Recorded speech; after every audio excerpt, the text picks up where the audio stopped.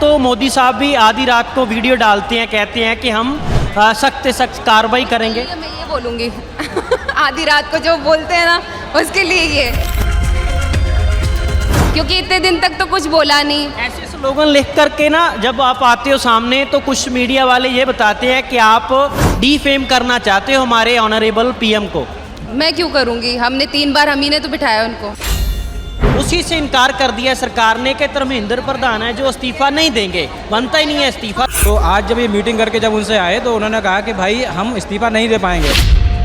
देंगे इसलिए नहीं ना, क्योंकि अगर एक जाएगा तो फिर पूरी गवर्नमेंट की पोल खुल जाएगी। अगर एक धर्मेंद्र प्रधान गया तो फिर वो मोदी का, अमित शाह का, सबके बारे में बताएंगे ना कि वो कितना घाटे में है, कितना गहराई में उन्होंने गलत किया है।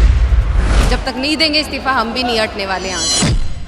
घर किराए पे देते तब हम सारी कंडीशन लिखवाते हैं ना कि भाई अगर आप अच्छे से नहीं रहोगे तो हम आपको हटा देंगे, अगर आपने ड्रिंक किया तो हम आपको घर से निकाल देंगे। सिक्योरिटी पहले डिपॉजिट करवाते हैं, सारी चीज़ें। जैसे उन्होंने कुछ किया उनको 1 महीने की मोहलत देते हैं और उनको हटा देते हैं। तो ये तो फिर भी शिक्षा मंत्री है। अगर हमें शिक्षा की ज़रूरत ही नहीं है तो फिर हट ही जाओ, फिर शिक्षा की ज़रूरत ही नहीं है भाई, हटा ही दो सारी चीज़ें आप। न्यूज़ चैनल बिल्कुल मत देखो, ये दलाल मीडिया है, ये उल्टा बताएगी। पीएम की है ना डिग्री मांगो, उनको बोलो कितने पढ़े लिखे हो आप। वो तो बोलते ना मैं तो अनपढ़ हूँ, फिर एकदम से एमए की डिग्री निकाल के दिखाते हैं, और वो भी अभी न्यू वाली। वो कैसे हो गए? पहले वाले कागज अलग होते हैं, अब क्या अलग हैं? इस वक्त ਅਸੀਂ ਜੰਤਰ ਮੰਤਰ ਮੈਦਾਨ ਆ ਜਿੱਥੇ ਪ੍ਰੋਟੈਸਟਰ ਆਪਣੀ ਮੰਗਾਂ ਨੂੰ ਲੈ ਕੇ ਡਟੇ ਹੋਏ ਨੇ, ਪਰ ਦੂਜੇ ਪਾਸੇ ਇਹਨਾਂ ਪ੍ਰੋਟੈਸਟਰਾਂ ਦੇ ਆਗੂਆਂ ਦੀ ਮੀਟਿੰਗ ਹੁੰਦੀ ਹੈ ਸਰਕਾਰ ਦੇ ਨਾਲ। ਅਸਤੀਫੇ ਦੀ ਮੰਗ ਨੂੰ ਲੈ ਕੇ ਕੀ ਗੱਲ ਸਾਹਮਣੇ ਆਈ ਹੈ? ਅਸਤੀਫਾ ਦੇਣ ਤੋਂ ਮਨਾ ਕਰ ਦਿੱਤਾ ਹੈ ਧਰਮੇਂਦਰ ਪ੍ਰਧਾਨ ਨੇ, ਜਿਨ੍ਹਾਂ ਦਾ ਅਸਤੀਫਾ ਮੰਗਿਆ ਜਾ ਰਿਹਾ ਸੀ। ਇਹਨਾਂ ਨਾਲ ਅਸੀਂ ਗੱਲ ਕਰਦੇ हैं। सबसे पहले मैं आपसे पूछना चाहता हूं, जिस मांग के लिए यहाँ कितने लोग आए हैं दूर दराज से, जो मेन डिमांड थी उसी से इनकार कर दिया सरकार ने कि धर्मेंद्र प्रधान है जो इस्तीफा नहीं देंगे, बनता ही नहीं है इस्तीफा। तो आप क्या कहना चाहेंगे? मैं ये कहना चाहता हूँ कि अभी जो हमारी सीजेपी के जो अध्यक्ष हैं और भी मेंबर है, तो वो जेपी नड्डा साहब के पास गए थे कि भाई जो उन्होंने जेपी नड्डा जी ने बुलाया था उनको कि भाई आप आइए, हम आपसे बात करते हैं, और जो भी आपका प्रॉब्लम है, समस्या है, जो कि एक बार पहले इनकी मीटिंग हो चुकी है, अभी शायद 2-3 बार इनकी मीटिंग हो चुकी है उनसे। तो आज जब ये मीटिंग करके जब उनसे आए तो उन्होंने कहा कि भाई हम इस्तीफा नहीं दे पाएंगे। हमारी जो शिक्षा मंत्री है, हम उनका इस्तीफा नहीं दे पाएंगे क्योंकि हमारी कैबिनेट में बिखर जाएगी। इसी वजह से हम इस्तीफा, ये हमारे लिए मतलब अच्छा नहीं है कि हमारी सरकार गिरेगी, हमें प्रॉब्लम होगी। तो ये 2-3 घंटे पहले ही बताया गया कि जब उनसे बात हुई तो जो सीजेपी के प्रोटेस्ट में जो अध्यक्ष हैं, जो ठीक है सौरभ दास साहब, तो उन्होंने बोला कि भाई अब जब तक हम इस्तीफा नहीं लेंगे तब तक इस प्रोटेस्ट को कंटिन्यू करके रखेंगे हम। ठीक है, नई बात आ गई है सामने। पहले तो ये डिमांड ही बार बार यही की जा रही थी कि इस्तीफा देंगे तो ठीक है, नहीं तो यहाँ बैठेंगे। अब तो सरकार की तरफ से जवाब भी आ गया कि इस्तीफा नहीं दे रहे वो लोग, तो अब क्या होगा? देंगे इसलिए नहीं ना, क्योंकि अगर एक जाएगा तो फिर पूरी गवर्नमेंट की पोल खुल जाएगी। अगर एक धर्मेंद्र प्रधान गया तो फिर वो मोदी का, अमित शाह का, सबके बारे में बताएंगे ना कि वो कितना घाटे में है, कितना गहराई में उन्होंने गलत किया है। तो वो बाद में पता चलेगा। अभी ये लोग इसलिए टाल रहे हैं ताकि गवर्नमेंट, जो बच्चे हैं उनका ध्यान भटक जाए बेसिकली।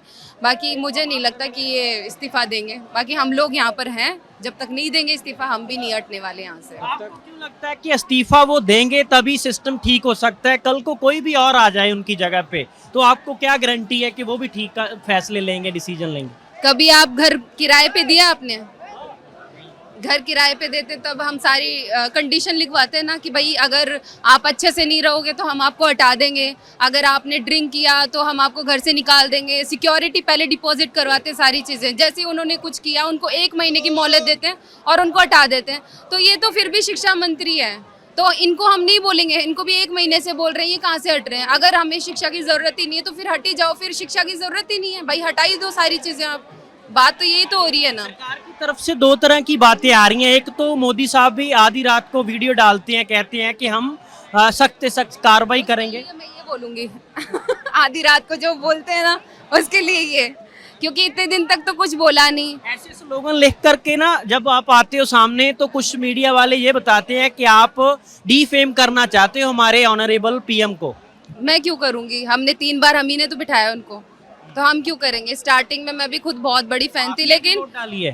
भाई दिया है किसी टाइम पे, लेकिन अब तो नहीं दिया। ईवीएम से अब पता नहीं किस तरीके से उन्होंने वो जीत पाए हैं, लेकिन हमने तो नहीं जिताया, क्योंकि इतनी सारे स्टूडेंट है, वो बेवकूफ़ तो है नहीं। किसान उनको चाहते नहीं, स्टूडेंट उनको चाहते नहीं है, महिलाएं उनको चाहती नहीं है, फिर वोट दे कौन रहा उनको? उनकी ईवीएम मशीन दे रही है उनको वोट, तो हम तो नहीं दे रहे वोट उनको। हाँ, एक आध बार जिताया होगा, उसके बाद में पता लग गया था इनका कि कोविड में भी पता लगा था, नोटबंदी में भी पता लगा था। जो लंबी लाइनें लगवाई थी ना, यहाँ पर भी लंबी लाइनें लगी हुई है, लेकिन सब लोग खुश हैं। वहाँ लंबी लाइनें लगवाई थी, वहाँ परेशान थे हम। जिंदगी में पहले कभी ऐसा प्रोटेस्ट देखा है जिसमें लाइनें में लग लग कर लोग आ रहे हैं प्रोटेस्ट में? नहीं, ये पहला प्रोटेस्ट मेरी लाइफ का तो पहला ही है। तो प्रोटेस्ट है ना, इसीलिए वजह से लोग इतने शांति से आ रहे हैं, अपने लाइन लगा के आ रहे हैं। यहाँ पे जो व्यक्ति है ना, जो स्टूडेंट्स है, वही आई एक दूसरे को मतलब हेल्प कर रहे हैं कि भाई आप आइए, या एक दूसरे के कमेटी बने हुए हैं और गार्ड बने हुए हैं, मतलब एक दूसरे को मार्क दे रहे हैं कि भाई आप आइए, आराम से जाइए। और जो खाना है जो बढ़िया तरीके से मतलब लोग भिजवा रहे हैं बाहर से, तो वो अच्छे से डिस्ट्रीब्यूट हो रहा है। और यहाँ पर किसी को कोई परेशानी नहीं है, किसी के साथ कोई प्रॉब्लम नहीं है, ना किसी से कोई मारा पीटी हो रही, कुछ नहीं हो रहा भाई। बहुत बढ़िया तरीके से बहुत पीसफुल प्रोटेस्ट हो रहा है। इसको अन्यथा ना ले, या फिर मतलब इस तरीके से ना फैलाएंगे, इसमें प्रॉब्लम है कोई। एक बात आपसे मैं पूछना चाहता हूँ, आपने इस प्रोटेस्ट के बारे में जब घर बैठे थे टीवी देखा आपने? नहीं नहीं, टीवी मत देखो, न्यूज़ चैनल बिल्कुल मत देखो, ये दलाल मीडिया है, ये उल्टा बताएगी आपको सब कुछ। अच्छा, चैनल तो हमारा भी है, हमारी नहीं वीडियो देखेंगे तो आपकी कुछ न्यूज़ चैनल्स हैं जो अपना काम अच्छे से कर रहे हैं, लेकिन कुछ आएंगे यहाँ पे आपको है ना अजीब अजीब बातें पूछेंगे। अच्छा, आप क्यों आए यहाँ पे? आपका थोड़ी ना पेपर था। अच्छा, जिसका रेप होगा वही आएगा यहाँ पे, है ना? जिसका बहुत हो रहा है कि वही आएगा यहाँ पे प्रोटेस्ट के लिए। तो ये फालतू बातें हैं। जिसको दुख होएगा, जिसको तकलीफ होती है ना, वो पहुंचेगा हर आदमी। और ऐसा नहीं कि भाई मेरी पर्सनल कोई दिक्कत है, नीट वालों की अलग है, ठीक है? किसी को डॉक्टर बनना है, किसी को इंजीनियर बनना है, कोई मजदूर है, कोई किसान है, सबकी कुछ ना कुछ प्रॉब्लम है। तो सुनना तो पड़ेगा, आज नहीं कल सुनना तो पड़ेगा। ये कानों में जो रुई लगा रखी है ना, इसको हटा लो और सुन लो थोड़ी बहुत। बैठे बैठे अंदर कुछ ही नहीं होने वाला। ये अपनेपन की चीज़ ना हम लोगों को अंदर अंदर से खोला कर रही है। पहले जब हमारे किसान बैठे हुए थे तो हमें लगता था कि किसान बैठे, हमारा क्या लेना देना। इसके बाद जब वुमेन सेफ्टी के लिए आए तो लगा कि भाई ये तो बड़े बुजुर्ग हैं, हम तो स्टूडेंट्स हैं, हमारे से क्या लेना देना है। लेकिन जब स्टूडेंट्स पे बात आई तो ऐसा लगता है कि नहीं भाई, एक एक करके सभी पे आ रही है, तो सबको आना पड़ रहा है यहाँ पर। एक एक करके हर किसी को पता चल रहा है कि नहीं भाई, अगर शुरुआत अगर उस लाइन से हुई तो हमारे पास तो आएगा ही आएगा। अब नहीं बोलेंगे तो हमको किसी ने इनविटेशन दिया है क्या? अभिजीत सिंह ने बुलाया हमको कि नहीं प्लीज आना ही पड़ेगा आपको, तो हम अपनी मर्जी से आए। हम क्यों किराया फूक के आएंगे यहाँ पे, या फिर हमें यहाँ पर कोई पार्टी दे रहा है? आप अपनी मर्जी से आए हैं सबका। कई जगहों पे ना प्रोटेस्ट कर रही है कांग्रेस भवन के बाहर कि ये लोग हैं जो हुल्लड़बाज हैं, ये राहुल गांधी ने भेजे हुए लोग हैं। अच्छा, तो आप भी आ जाओ फिर। आप क्यों नहीं आ रहे? आप पीछे के रास्ते से क्यों भाग रहे हो? जब किसान आंदोलन हुआ था ना, तो उन लोगों ने भाड़े के टट्टू किसान बना के भेज दिए थे। क्या असली किसान है? असली किसानों के खिलाफ ना प्रोटेस्ट कर रहे थे। मुझे लगता है कि बीजेपी वालों की अलग ही दुनिया है। मुझे लगता है बीजेपी वालों की अलग ही दुनिया है भाई। उनको रोड खराब नहीं दिखाई देते, उनको पानी में परेशानी नहीं आती है, उनको शिक्षा में कोई परेशानी नहीं दिखाई दे रही है। मुझे लगता है कि उनका अपना अलग से वर्ल्ड है, इनका ये अलग से काम दुनिया करो है। आप, है ना पीएम की है ना डिग्री मांगो, उनको बोलो कितने पढ़े लिखे हो आप। वो तो बोलते ना मैं तो अनपढ़ हूँ, फिर एकदम से एमए की डिग्री निकाल के दिखाते हैं, और वो भी अभी न्यू वाली। वो कैसे हो गए? पहले वाले कागज अलग होते हैं, अब क्या अलग हैं? पता है ना ये चीज तो सबको। जब खुद को अनपढ़ बताते हैं, फिर पढ़े लिखे बता देते हैं। तो इनका ऐसा ही है बस। ठीक है, चल रहा है इनका लिपा पोती, ठीक है, देश चल रहा है। अब आंखें खुल गई है ना लोगों की, तो सब आ रहे हैं यहाँ पे। और अब इनको ऐसा लगेगा कि भाई आप जब कुछ नहीं बोल रहे तो वो कांग्रेस वाले बोलेंगे, कोई तो बोलेगा ना। भाई आप फायदा दोगे उसको, चुप रहोगे बार बार में, तो कांग्रेस फायदा लेगी, आम आदमी पार्टी फायदा लेगी। खुद आके बोलो, अकाउंटेबिलिटी लो उस चीज की कि भाई हाँ गलत हुआ है, धर्मेंद्र प्रधान का इस्तीफा दो, बात खत्म। पर नहीं, चुल है इनको कि नहीं हम तो शांत नहीं, ऐसे नहीं चलेगा।